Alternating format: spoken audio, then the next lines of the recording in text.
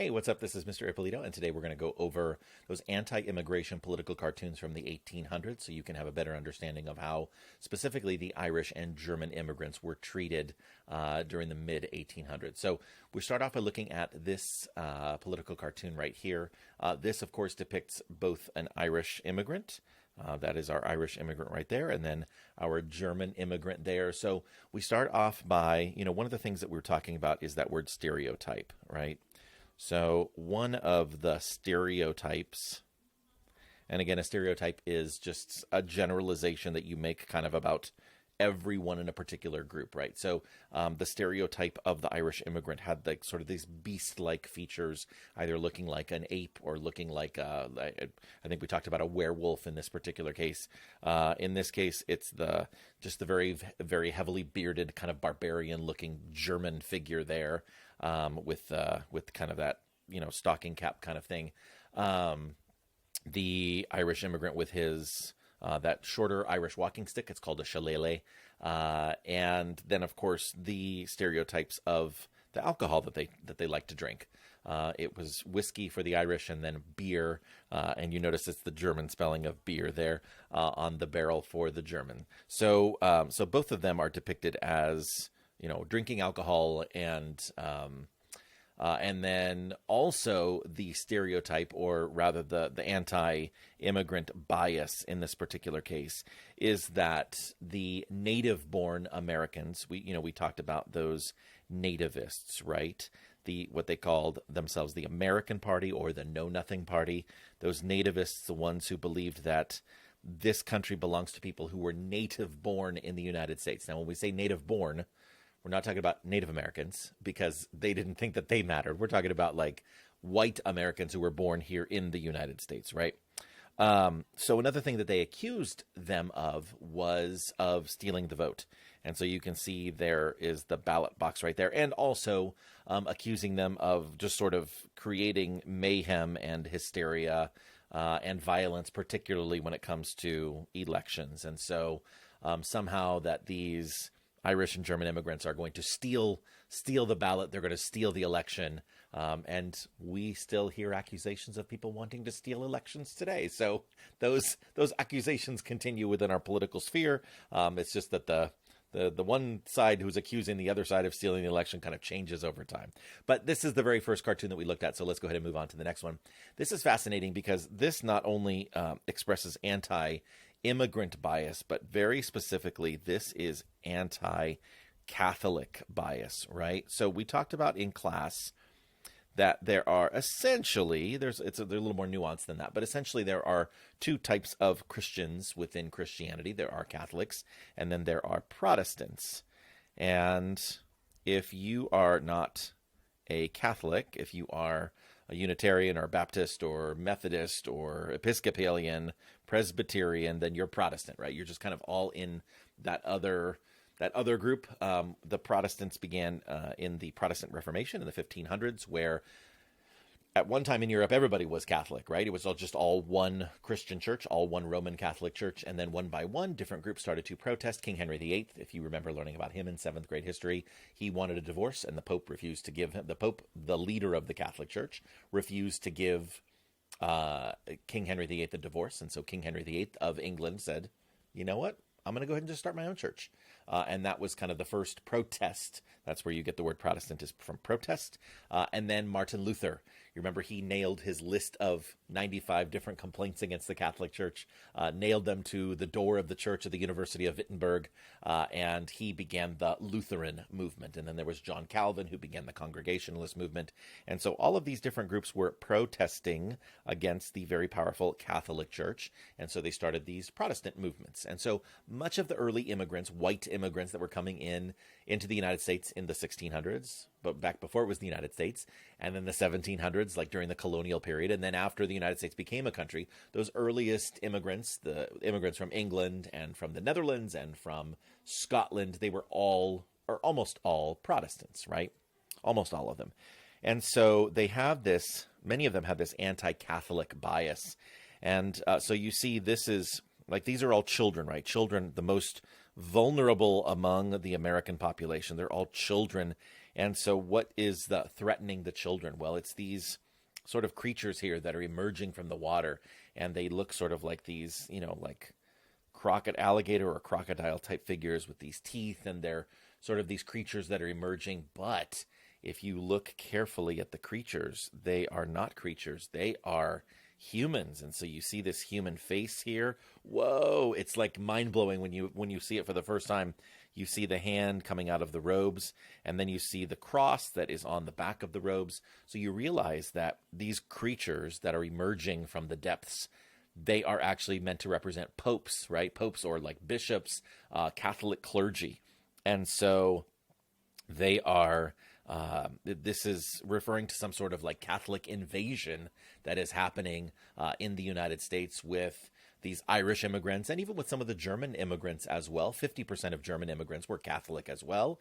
And so there's this papist, this Catholic invasion that they perceive there to be, where Catholicism is going to take over and consume your children, and your children will be fed to the Catholic Church in some way. So that's one of those anti-Catholic fears, right? That anti-Catholic bias. And there's a lot more going on. This is a cartoon from the later 1800s, and so you've got some specific figures up here that we're not even going to learn about yet. Tammany Hall, that is one of the political machines in New York City in the late 1800s. We're going to be learning about that later, but you should at least understand that this cartoon here represents that anti-Catholic bias. Okay, this one's a little bit more straightforward. So the title on this cartoon says, "The Irish Declaration of Independence," that we are all familiar with. So again, this is meant to represent, these are two women here. This would be like what would be considered by the cartoonist a good and virtuous American woman, right? Like a Protestant woman, native-born American woman. And of course, she is pleading, or she's somehow, fearful of this woman right here. Now, this woman is meant to represent an Irish woman, right? So again, those sort of beast-like figures, or those like less than human type figures, exaggerated features.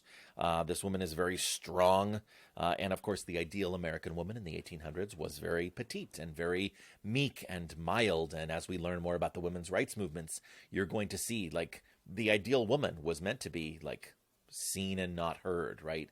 The ideal American woman was a good wife and a good mother, and she was very docile, and she cooked and cleaned and worked in the home and raised the children, and did not try to exert her power or exert her rights, or like this sort of boorish, loud, brash, strong Irish woman. And you see the broken dish down here, so perhaps that Declaration of Independence is meant to say, I'm not going to, this Irish woman is saying, I refuse to conform to these ideals of, of good womanhood, where I'm just going to cook and, the broken dish there, and I'm not going to conform to your American sensibilities, your American ideals of what the ideal woman is supposed to be. So there's another anti-Irish cartoon.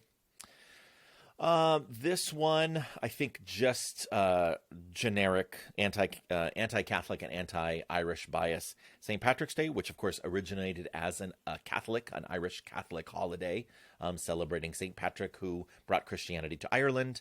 And you can see again there that the anti-Irish bias. This Irish man right here depicted as sort of beast-like. I think you have other. You can tell who the Americans and who the Irish are supposed to be, right? The native-born Americans, and then the Irish are depicted with these, clubs and, bottles of alcohol, rum or whiskey or whatever. And there are these sort of less than human Irish immigrants who are causing mayhem and violence, and so this is meant to be a St. Patrick's Day celebration, right? The day we celebrate attack on the police. Irish riot right there. So that's pretty straightforward. Again, anti-Irish and anti-Catholic bias. Speaking of anti-Irish bias, again, this is just another one of those Irish stereotypes. Little Irish pipe right there. The cross representing his Catholic faith. You've got the clover right there. The Irish harp. The harp has been a symbol of Ireland for gosh, ever since like the 11 or 1200s, the harp has been a symbol. One of the interesting things, so for a long time, Great Britain like owned Ireland, right? They had control over Ireland. And so the British for hundreds of years were like, oh, those Irish, they're brutes, they're savages, they're barbarians, they're beasts, but they play the harp beautifully. So the harp has been associated with Irish culture for hundreds and hundreds of years. Again, I believe that's a shillelagh right there. You've got another. And again, sort of this stereotypical kind of long drawn out, sort of less than human features. And Fenians, that's just a nickname, a derogatory nickname for Irish. And in this case, this man would be, you see, the Democratic nominee of Massachusetts. The Democratic Party, they were the ones who were welcoming the Irish immigrants. So the Democratic Party became, and I think to some extent still is, the party of wanting to welcome immigrants and get them politically active and politically involved. And so you definitely see that in the cities of the Northeast. In New York and Boston, Philadelphia, the Democratic Party is going to want to encourage Irish immigration, especially encourage them to become citizens so they can vote, and then they can vote for the Democratic Party. And then finally, this is probably the most offensive of all, because this is offensive to multiple groups of people, right? So you have here these scales, and scales, of course, are meant to measure, like to measure things. And so you have here the depiction of the South, and then the depiction of the North. And so we're going to continue to learn how horribly, as we continue our study of slavery, and then later after the Civil War of the Jim Crow policies of the American South, we are continuing to learn how horribly Black people were treated in America, both North and South. And you can see, again, sort of this very stereotypical version of a Black person living in the South, and a very stereotypical version of, again, those like beast-like features of an Irish immigrant in the North. You've got Black and you've got white here, but basically the message is they are equal. They are the same. They are considered both less than human, or just considered very inferior in the eyes of all Americans, and almost like saying that Irish immigrants are like the Black people of the North, essentially, and in the worst possible way, in a most derogatory and negative way. This was right there on the cover of Harper's Weekly, which was a major magazine of the 1800s. Sadly, this was mainstream culture, right? Like these attitudes were pervasive throughout mainstream culture. This bias, this bigotry, and these very, very negative attitudes are unfortunately pervasive throughout America during this time. But we're trying to get better, right? All right. Well, hey, that's our lesson on those political cartoons. And so hopefully that will help you in support of learning more about your standard lesson 505-01 on Irish and German immigration. I hope that helps, and hope you have a great day. Take care. Bye-bye.